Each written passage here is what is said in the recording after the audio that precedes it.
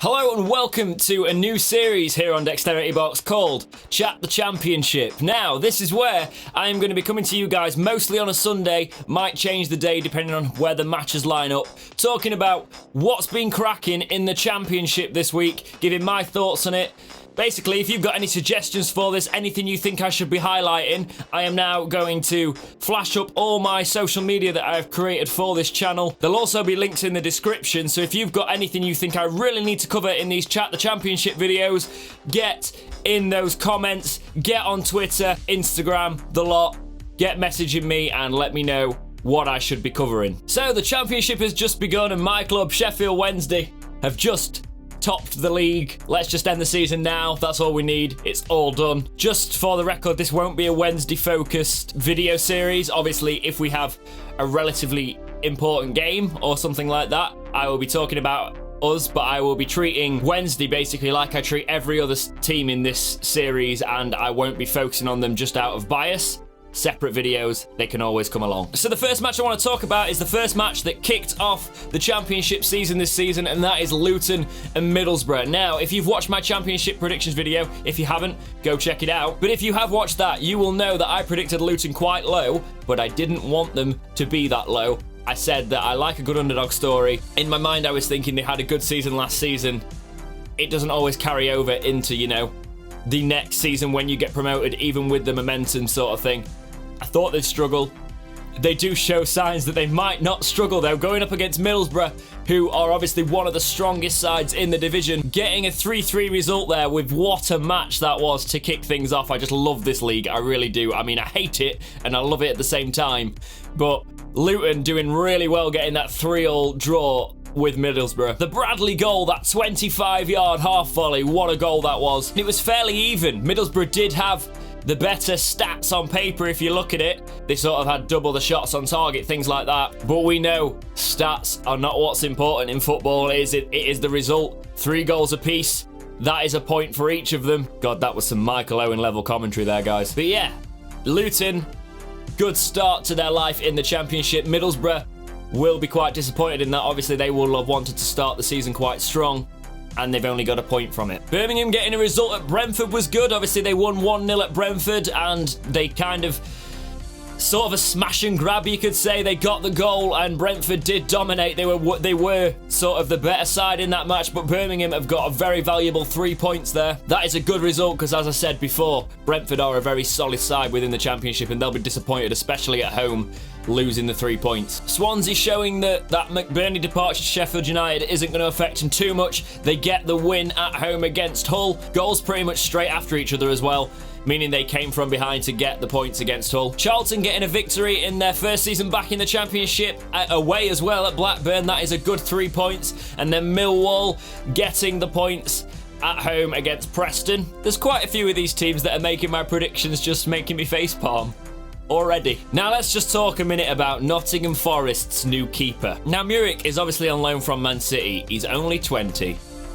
But what a shocking debut. I really felt for the lad. You're at home, you're winning. Forest against West Brom as well. They'd really want to win that because obviously West Brom are one of the strongest sides in the division, so you want to be picking 3 points up. You do not want to be losing at home. And then what is he doing on that first goal? I won't be showing any footage obviously during these videos because I don't want to go into the realms of copyright and things like that, but you can watch highlights, things like that, piece up things yourself. This is more of a commentary of everything. Imagery is different. Imagery comes under fair use, so I might use a bit of that. Different episodes, things like that. But yeah, that first goal should have been doing a lot better. I can let him off with the second one because the second one, young keeper, inexperienced, you still should be prepared at all times for something like that. You shouldn't be letting that happen, but I can understand that one a little bit more. It was basically a half cross that wasn't intended as a shot. It was a cross shot and it went in. It ended up being an amazing goal, to be fair. I can let him off with that one, but the first one, oh dear. And then on your debut, having basically the talking point about you losing the match being on your brand new keeper that's on loan from one of the biggest clubs in current English football. It's not looking good on him, unfortunately. Forest fans, how are you feeling about that? How are you feeling about your keeping prospects with obviously this young lad coming on? There's a lot of promise, obviously, if he's coming from such a big club, but that's not the ideal debut, really, is it? I do feel for the lad, because hopefully he doesn't knock his confidence, but can you imagine being that young, coming out first time and just your errors costing the team the points? That's gotta be a bit soul destroying. So hopefully he's got thick skin and he can get through this, play through it, and start, you know, reaping the rewards and have a decent season for Forest. Why, Barnsley? Why'd you do it to me? Why? Fulham are top of my league. This is not going to happen, is it? Fulham were the top of my predictions video and you beat them. Yeah, fair enough, Barnsley. Fair play. Still think we'll get the points next week. I'm hoping Wednesday will get the points next week. But Barnsley, you obviously had that amazing home record from last season, and now you're bringing it into the Championship, beating a newly promoted Fulham side. But yeah, one of my commenters alerted me to the Fulham defence. It's a bit leaky. It is a bit leaky, isn't it? That shouldn't happen. Fulham should not be dropping points to Barnsley, but fair play, Barnsley. Well done. QPR beating Stoke. Said QPR would be decent this season. And obviously Stoke didn't have an amazing season, but they are at home, losing at home. That is not an ideal start for them. They had 13 shots, but only one of them were on target, and that's not really good enough, is it? You can't be just shooting from all over. If I miss anything existential out of these, I've obviously done research, I've obviously watched all the highlights, I've obviously done as much research as I can, but there's things in the match that you might find controversial. Every fan's got their own opinion. If there's something I'm missing, get in those comments. Let me know. I want that discussion. That's why I want you guys in the future bringing this information to me so I can make it in the video and talk about it a little bit more in depth. But yeah, Stoke, not a great start to this Championship season. Wednesday, Reading. I did think we'd win this, to be fair. I did think we were going to come out, kick on, beat Reading. Kadeem Harris, what a player. He's got the skill. He's got the skill that Wednesday have been they've been lacking that pace and somebody with a trick in them, probably since the Antonio days. That's what I've been feeling for quite a while. He seems like he could be that kind of player. He absolutely caused so many problems for Reading in that first half, especially. Gets the goal. We go into half-time 1-0 up. Come out. They equalise. Not ideal, obviously, but we did the perfect response. Sam Hutchinson comes, bullet header, scores the goal to put us ahead. I want to talk about the first half. There was controversy. Obviously, this is why I can actually focus on this match a little bit today, because ours was probably one of the most sort of controversial. Leeds did appear to handle the ball, stopping them. It should have been a penalty. I do agree with that. Fair enough, Reading. But a 3-1 win in the end, when we obviously had Westwood sent off for a red card for that challenge, which was a red card. Looking at it, I would say it's a red card. It'd be interesting to see if we appeal it. I don't think it was violent conduct or anything like that. It is very saddening that we're going to be without Westwood, but we were down to 10 men for a good 10, well, actually what ended up being 17 minutes when Lucas João put us 3-1 up. Yes, goals change games. However, we showed that when you did score, we had an immediate response to it. So I do think we would have still got the victory, and Lucas João kind of getting that goal at the end, meaning that if you did score, we still get the win, confirms to me sort of like I still think we would have got the 3 points there, but I do understand why some Reading fans feel hard done by that. Got to dust yourself off though. You might be signing the guy that scored the third goal against you. Wigan beating Cardiff. Now that I did not see coming. Well done, Wigan. Like 3-2. Warnock's obviously, I was praising him, saying he was a decent manager for the Championship, even though that hurt quite a bit. He won't be happy with it. He was quite comical in his interview at the end, sort of said that's why you love the Championship, and that is true, to be fair. Cardiff, newly relegated, good side, think they'll finish well this season. They go to Wigan, and Wigan, you get a result, you get the 3 points. That's really good. A very even game, in fairness. I can't even say it was undeserved. It was completely deserved. Wigan had more possession, the shots were about equal, and yeah, enjoy being just below us in the table currently. You're holding that second spot. Well done, Wigan. Decent match. The match is still to be played. You'll be watching this probably as the Bristol-Leeds match is going on. That'll be an interesting one to see. Bristol are a good side. Leeds are obviously somebody I predicted for top 2 this season. I'll be watching it, see what happens. Huddersfield Derby County as well is going to be a match that is very interesting. Derby finishing strong last season. Huddersfield, one of the newly relegated ones. I might be trying to do some sort of watch along with you guys at some point. I need to figure out how I'm going to get that set up to work. But if you'd be interested in doing sort of like when the matches are on Sky or something like that, if we do a watch along running commentary sort of thing. Seen it done on a couple of channels. It's been done more and more now, but obviously it's not really done for the Championship because not enough people care about it if it's not the Premiership. So don't get me wrong, I'll do Premiership content, but I would like to look at the Championship as well because it just doesn't get enough love really. So maybe some watch alongs for the Championship will occur. In this video obviously I did talk about all the clubs. I won't be doing that every week and chat the Championship. It was just this week.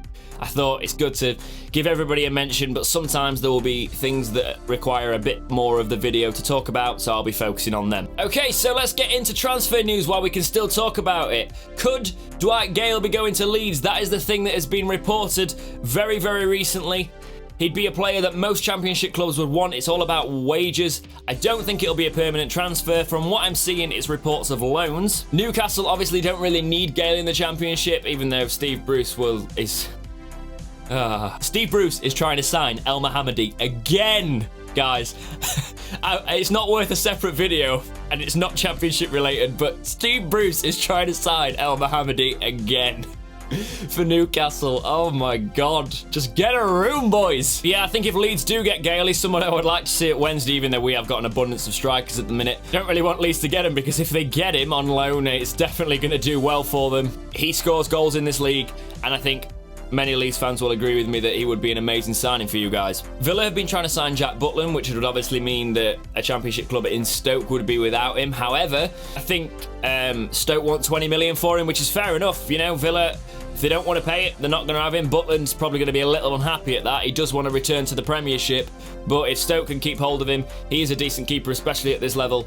Villa, pay up. It's the way of the world now. If you want Jack Butland, it's going to have to go. What do you think, Stoke fans? Do you really want to keep hold of Jack Butland, or would you be willing to see him go? What sort of price would you set on that? Stoke are also after a centre-back from Newcastle, funnily enough. They're after Kieran Clark, who I've heard quite a bit about, to be fair. Think he might be a decent sign if Stoke could get him. I'm not sure if it would be loan or permanent, but what would you think, Stoke fans? Newcastle fans, is he someone you'd be willing to let go? Obviously, as you're kicking on in the Premier League, but Kieran Clark could be one of those signings that goes either way in the Championship, but we would see. And Lucas Shaw might be off to Reading. He's apparently handed in a transfer request. We want at least 5 million for him. He could be going out on loan, but it'd be a heavy loan fee.